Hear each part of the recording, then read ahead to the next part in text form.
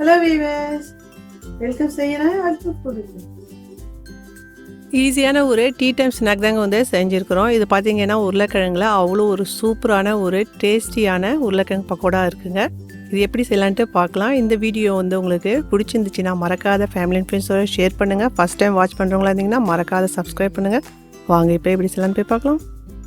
ஒரு 2 பெரிய உருளைக்கிழங்கு இருக்கும், எடுத்து நீட்டு வாக்கில் ரொம்ப மெலிசாகவே வந்து கட் பண்ணிவிட்டேன். எவ்வளோ மெலிசாக கட் பண்ண முடியுதோ அந்த மாதிரி வந்து கட் பண்ணிக்கோங்க.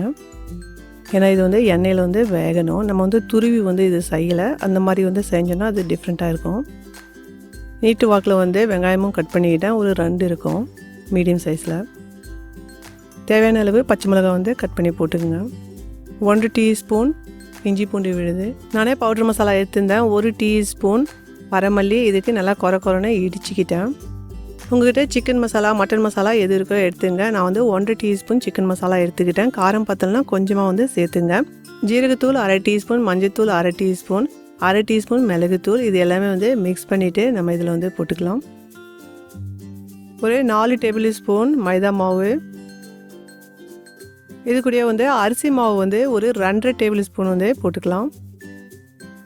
ஒரு 1/2 கைப்பிடி வந்து மல்லித்தவைக்கு நல்லா நம்ம வந்து கட் பண்ணி இதில் வந்து சேர்த்துக்கலாம். தேவையான அளவு உப்பு வந்து சேர்த்துக்கலாம். இதுக்கு நல்லா நம்ம வந்து இப்போ வந்து கையால் மிக்ஸ் பண்ணிக்கலாம். இதில் வந்து தண்ணி எதுவுமே இப்போ போடாதீங்க. இந்த மாதிரி வந்து நல்லா கொஞ்சம் அழுத்தியே வந்து இதுக்கு மிக்ஸ் பண்ணிக்கணும். ஒரு முட்டை எடுத்துருந்தேன், இதுவும் வந்து இதில் சேர்த்துக்கலாம். இந்த முட்டையிலையும் பார்த்தீங்கன்னா உங்களுக்கு மோச்சர் இருக்கிறதால தண்ணி வந்து உங்களுக்கு நிறைய தேவைப்படாது. அதனால் தண்ணி வந்து ஃபஸ்ட்லேயே சேர்த்துட்டோம் அப்படின்னா ரொம்ப கொலன்னு ஆகிடும். ஒரு 3 டீஸ்பூன் இருக்கும், நான் போட்டுக்கிட்டேன். எனக்கு அதிகமாக வந்து தண்ணி தேவைப்படலை இதில். இதுக்கு நல்லா நம்ம வந்து பிசைஞ்சிட்டு ஒரு 10 நிமிஷத்துக்கு ரெஸ்ட் பண்ண விடலாம். பாருங்கள், உருளைக்கிழங்கு வந்து நீட்டு வாக்கில் மெலிசாகவே வந்து கட் பண்ணதுக்கு நல்லா வந்து அந்த ஸ்ட்ரக்சர் இருக்குங்க. எண்ணெய் நல்லாவே வந்து சூடாயிடுச்சு. நம்ம வந்து இதில் 1 டேபிள் ஸ்பூன் இருக்குங்க சூடான எண்ணெய் இது மேலே போட்டுக்கலாம். இந்த மாதிரி வந்து சூடான எண்ணெய் போடக்குள்ள கொஞ்சம் உங்களுக்கு அந்த கிரன்ச்சினஸ் சேர்த்தே கிடைக்கும்.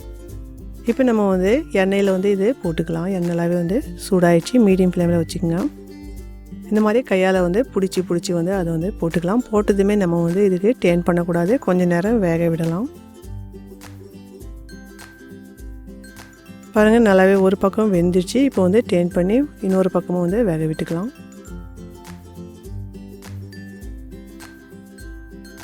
இப்போ 2 பக்கமும் நல்லாவே வந்து வெந்துடுச்சு. இது வந்து ரொம்ப டேஸ்டியாகவே இருக்குங்க. பசங்களுக்கு இந்த மாதிரி வந்து டீ டைமில் போட்டு கொடுத்தீங்கன்னா ரொம்ப வந்து டேஸ்டியாக வந்து சாப்பிடுவாங்க. வெளியே போய் வாங்க முடியல என்னக்குள்ளே இந்த மாதிரி வீட்லேயே நம்ம வந்து டேஸ்டியாக ஈஸியாக செய்ய முடியுங்க. பாருங்கள், நான் செகண்ட் பேட்சும் வந்து போட்டுட்ருக்கிறேன். இந்த ரெசிபி பிடிச்சிருந்துச்சுன்னா மறக்காத ஃபேமிலி அண்ட் ஃப்ரெண்ட்ஸோட ஷேர் பண்ணுங்கள். பாருங்கள், எவ்வளோ வந்து க்ரன்ச்சியாக சூப்பராக ரெடி ஆயிடுச்சு. நம்ம வந்து இந்த உருளைக்கிழங்குக்கு இந்த மாதிரி வந்து அதிகமாக மாவுலாம் சேர்க்காம நம்ம சொன்ன குவான்டிட்டியில் போடக்குள்ள நல்லா அந்த டேஸ்ட் இருக்குங்க. உங்களுக்கு க்ரன்ச்சினஸும் வந்து சேர்ந்தே இருக்குங்க. நீங்கள் வந்து உருளைக்கிழங்குனுடைய குவான்டிட்டி 1/4 கிலோ இருந்துச்சுன்னா அதுக்கேற்ற மாதிரி வந்து நான் சொன்ன விதம் போட்டுங்க. இது வந்து 1/4 கிலோ உருளைக்கிழங்கு தான் நான் சேர்த்துருக்கேன் இதில். இந்த சேனலில் பார்த்தீங்கன்னா நான் வந்து இதே மாதிரி ஒரு உருளைக்கிழங்கு பக்கோடா போட்டிருக்கேன். ஆனால் அதில் பார்த்தீங்கன்னா கடல மாவு சேர்த்து போட்டிருக்கேன். அதுவே வந்து ரொம்பவே வந்து டேஸ்டியாக இருந்துச்சுங்க. தேவைப்பட்டுச்சுன்னா லிங்க் கீழே கொடுக்குறேன், பார்த்துங்க. Enjoy food.